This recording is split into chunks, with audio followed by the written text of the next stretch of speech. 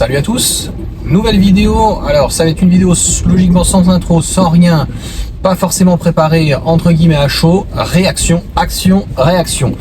Pourquoi? Parce que on va parler bien sûr de la Twingo, mais on va surtout parler d'Ampère et de Renault. Et il fallait en parler parce que pour le coup hier j'étais sur le live d'Elective, c'était tranquille. Honnêtement on va dire qu'on partage en bonne les deux, on partage à peu près la même vision. Si vraiment je suis pas satisfait de ma vidéo pendant que je suis en train de conduire, je la referai. Pour le coup, j'aurai un petit peu de temps, donc ce matin, il fait dégueulasse. Je suis pas sûr que la qualité finalement soit la meilleure. Donc moi je dis toujours, c'est pas en tout cas la tête qui fait tout, c'est plutôt voilà la réaction, les mots, mon avis. Alors déjà, on va dire réunion d'investissement quoi, hein, des financeurs, ils y connaissent rien en bagnole et en fait ils en ont rien à foutre. Ce qu'ils veulent c'est des chiffres. La seule chose qui était marrant, c'est que désolé, je t'ai vu ma gueule, mais attends, il y a un stop à gauche et on voit rien, t'as foutre de klaxonner. Est-ce que je vais pouvoir mettre un bip ça là-dessus?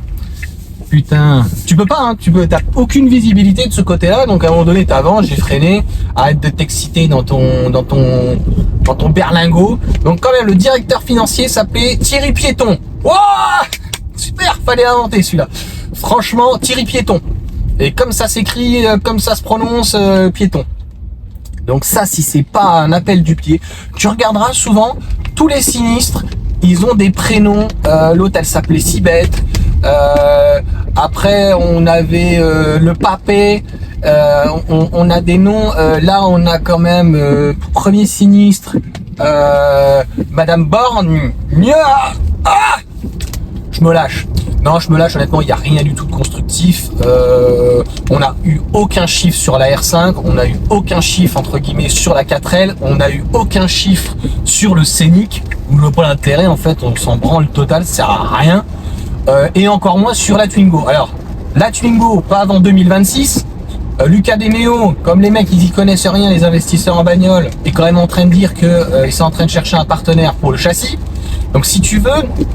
Moi qui suis un passionné d'automobile, quand tu vois Porsche, c'est ce que je disais à Roland, c'est-à-dire que ce qui a changé quand même dans ce monde automobile, c'est que il y a souvent BM et Porsche, tu pouvais les sprint shooters là, les paparazzi pouvaient avoir des vues du véhicule pratiquement fini avec le vrai véhicule, le vrai châssis. Des fois tu peux avoir un mulet 2 à 3 ans avant, quand même fou. Là, on te montre 3 ans avant un proto. Autant je suis enthousiaste sur la R5. Sur la 4L, de toute manière, Elective, ils détestent les SUV, mais ils n'aiment pas trop les SUV. Moi, j'aime bien les calandres assez durs. Il faudra, j'ai l'impression quand même que le look reste vraiment un proto. Je pense qu'on n'aura pas ces énormes plastiques qui pourraient faire un joli très baroudeur. Est-ce que ça va être en 4 places? Est-ce que ça va être en 5 places? Dis-moi ce que tu en penses sur la 4L.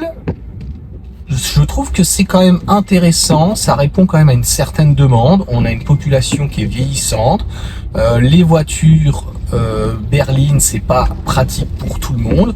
Donc le fait d'avoir un véhicule qui n'a plus de boîte de vitesse, une seule vitesse, qui pour le coup tu peux avoir un mode break, que tu peux utiliser une pédale et qui soit un petit peu surélevé pour nos anciens. Franchement, il faut arrêter tout le temps de critiquer les SUV, et donc un seuil à l'arrière qui est bien plus haut, ça peut être intéressant.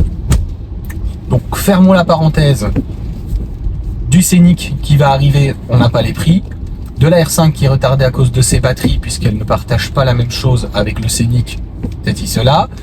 Et la 4L donc découlera logiquement du châssis aussi de la Clio remasterisée. Là, ce que je ne comprends pas, c'est que pour la Twingo, ils ne prennent pas en fait le châssis de l'ancienne Twingo. Pourquoi je te dis ça? Tu vas voir, c'est très simple. La R5, elle a tout son sens, même la 4L. Pourquoi? Parce que d'un côté, tu avais déjà une électrique qui est la Zoé. Moi, je suis désolé, hein, je suis peut-être en choquer certains, mais je la trouve pas jolie. Je préfère dans ces cas-là la Leaf, sa cousine. Et de l'autre côté, tu as la Clio. Et donc, l'idée de dire, voilà, on repart d'un renouveau avec Ampère Et d'un côté, on arrête Zoé, on arrête Clio, a limite tout son sens, et on ressort donc une R5 vieille de 40 ans pratiquement. Là, la Twingo, ils ont fait des appels d'œil avec les aérateurs, mais qui sont des aérateurs par rapport au moteur. Je tiens à rappeler qu'une bonne électrique, c'est quoi? Bah, c'est tout ce que ne fait pas finalement, malheureusement, je suis un petit peu triste, Renault, notamment sur le moyen bas segment. Ça serait beaucoup plus intéressant. C'est beaucoup plus intéressant. J'ai fait une vidéo donc qui n'est pas encore sortie, Geely Renault. Et quand ils font une alliance, quand ils font en tout cas un partenariat, c'est très intéressant. Et je pense que Geely va apporter sur le segment D et E des architectures de châssis très intéressantes. Et Renault pourra quand même apporter son expertise aussi. Il n'y a pas tout à jeter à la poubelle. Je suis désolé, je me concentre à ce niveau-là. Par contre, la Twingo, on n'a pas le châssis, on n'a pas les batteries. Est-ce qu'ils vont faire des batteries 2026 solides? Est-ce que ça sera du LFP? Quelle est la motorisation? Est-ce que ça sera une 4 places? J'ai envie de te dire, je suis déjà nostalgique de la Dacia Spring. Parce que la Dacia Spring, elle a une gueule quand même. La seule chose qu'on peut reprocher, c'est Ben d'ailleurs à juste titre sur les points négatifs que j'ai mis sur la Dacia Spring que j'ai pas mis, c'est vrai que c'est son prix qui est quand même finalement délirant quand tu vois ce que la C3, IC3 a à faire. Elle va tout exploser. Si la IC3 donc elle arrive de toute façon en début d'année et que en début d'année 2025, fin d'année 2024 commencent des précommandes sur la compacte de Tesla, ils arrivent trop tard. Franchement, ils arrivent absolument trop tard. Avec un look néo-rétro en vert, on dirait une grenouille. Franchement, c'est moche. C'est une inspiration d'ancienne Twingo, une grenouille, et puis Fiat 500. Je désapprouve totalement. C'est moche. Je trouve ça nul. Et je me répète, pourquoi dans ces cas-là, ils ont déjà un châssis qui est amorti depuis pratiquement 10 ans avec la Twingo. Ils sont sur déjà une propulsion. Tu lui foutais une batterie LFP pour réduire le coût. Et 2 plus 2, même tu pourrais mettre une 5 places là-dedans parce que les véhicules électriques sont relativement larges. Donc, tu fais ça et il n'y a pas de quoi se féliciter clairement à 20 000 euros. Quand il y a 30 ans, elle est sortie la Twingo, j'ai re-regardé en France, c'était 55 000 francs et encore. Moi, mes parents l'ont eu. C'était, je suis parti dans le sud en 2001, je pense que c'était en 97, c'était une merde, je suis désolé, je me rappelle, mes parents ils étaient pas très contents de la voiture, c'était fun, il y avait une fuite de liquide de refroidissement au niveau du tunnel de transmission, enfin de la boîte, etc. C'était un petit peu casse-gueule. Après ils ont une 205 GTI aussi qui était, bon, je vais rester là, qui était aussi pour le coup casse-gueule, les anciennes 911 aussi qui étaient un petit peu casse-gueule, et puis arrivé les 406 coupés, les trucs sympas. Peugeot ils ont qu'à refaire une 406 coupée, ou la 504, c'est très joli. J'aime beaucoup ce néo-rétro, mais la Twingo, je trouve que, en fait, elle a révolutionné un segment, elle a pas révolutionné un style. Cette bouille tout ronde, non. Donc, pour conclure, faut faire quand même les choses un petit peu sérieux, monsieur Renault, quand même. Une voiture électrique, aujourd'hui, c'est quoi? Une voiture aujourd'hui, pas en 2025, à moins de 20 000 euros ou quoi? Une voiture électrique, c'est un véhicule relativement large. Je referai d'ailleurs une vidéo sur l'impact qu'a les voitures actuellement, qui sont de plus en plus longues, de plus en plus larges. Ça devient compliqué parfois sur nos routes européennes, françaises et sur les parkings.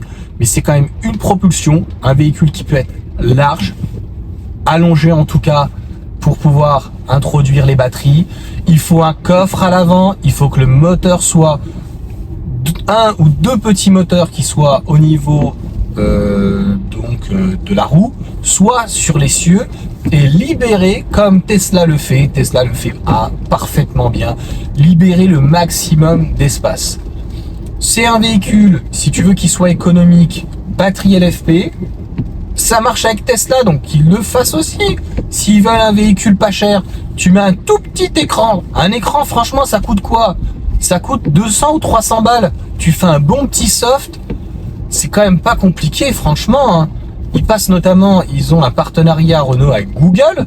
Ils mettent un écran comme ça, un écran, tu vois combien ça coûte une tablette d'iPhone ou une tablette même, j'allais dire de Toshiba, de Samsung.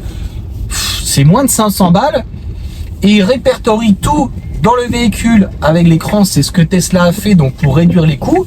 Je pense pas que le client va être dépaysé parce que clairement, à qui va s'adresser cette voiture, cette clientèle? Une petite Twingo neuve, c'est quand même, à l'époque, c'était les jeunes, c'était les familles, c'était entre guillemets in. Donc, il va falloir quand même mettre de la tech dans la bagnole. C'est ce qu'ils disent avec Ampère, mais j'ai l'impression qu'ils vont peut-être pas assez loin. En tout cas, clairement, c'était chiant à souhait. Mais passe, t'as mis ton clignotant, ma gueule. Donc, passe, je te laisse passer. C'était chiant à souhait. Clairement, c'était une réunion d'investisseurs, mais en plus avec des chiffres financiers qui ne servent à rien parce qu'en fait, ils ne sont posés sur rien. Avec 15 milliards par-ci, on a fait 2 milliards d'économies, machin et tout. Ouais, mais tes putains de batteries, elles vont venir où, merde? Franchement, là, Stellantis avec Citroën, ils ont un coup d'avance. Enfin, un coup. Ils ont 3 ans d'avance. Donc, si je te l'ai dit, ils ont la production qui va derrière. Ils vont cartonner l'année prochaine et j'ai l'impression que Ampère, le groupe Renault, a mis de côté Dacia. Donc en fait, c'est pour quand la Dacia Spring va s'arrêter en 2026 et quand la Twingo va s'arrêter, ils vont faire la Twingo. Voilà. Moi, je trouve que la Twingo, la nouvelle Twingo, la Twingo 3 est très bien réussie. Ils auraient pu faire quelque chose de vraiment hyper CX, ils auraient pu se lâcher dessus, faire quelque chose d'hyper moderne, un peu comme le EX30, tu vois. Donc David est allé le voir, il saura de quoi je parle. Tu peux même enlever les radars, tu peux tout enlever puisque sur une Tesla il y en a pas et ça pose pas de problème. Au final, le client, ça ne te dérange pas de l'acheter. Tu fais une voiture à 15 000 balles électrique. Par contre, Artoun, moins de 20 000, attention, 2026, ça c'est la sonnette d'alarme quand il va y avoir ce type de voiture entre guillemets, hein, pas cher, c'est-à-dire quand même 2 fois plus cher qu'il y a 20 ans. Et ça, c'est inhérent à toutes les voitures, malheureusement, et à cause de l'inflation, etc. Et puis, c'est pas que la voiture, c'est les fruits et les légumes, c'est le coût de la vie, etc. Le bonus risque de s'arrêter. Le bonus, ouais. C'est-à-dire que le bonus va s'arrêter quand le marché sera inondé et qu'on sera à 80% et qu'en fait, ils n'auront plus besoin de persuader les derniers de cordée, comme ils appellent, ils aiment bien le dire. Lui, il a vu le verre du piéton. Calme-toi la voiture, calme-toi. Voilà, moi je suis trop tard, le look et aucune information et pas de châssis. Donc en gros, ça sert à rien de parler d'un véhicule, de s'enthousiasmer sur un véhicule où on n'a aucune info. J'espère avoir été clair donc dans cette vidéo. Et je peux te dire, je vais te faire une petite miniature maison, tu vois, parce que franchement, je voulais même pas en parler, parce qu'il y a rien à dire. Il y a rien à dire, si ce n'est que ça a rien de s'enthousiasmer et que franchement, rien de fantastique. Voilà, en tout cas, si mes vidéos coup de gueule, tu n'es pas abonné, te font marrer, et ben viens t'abonner. Et puis je suis assez satisfait donc de la vidéo, donc je pense que je la reprendrai pas à la maison. Je pense qu'il n'y a pas besoin. Tout a été dit, je pense que j'ai tout dit sur le véhicule, j'ai rien oublié.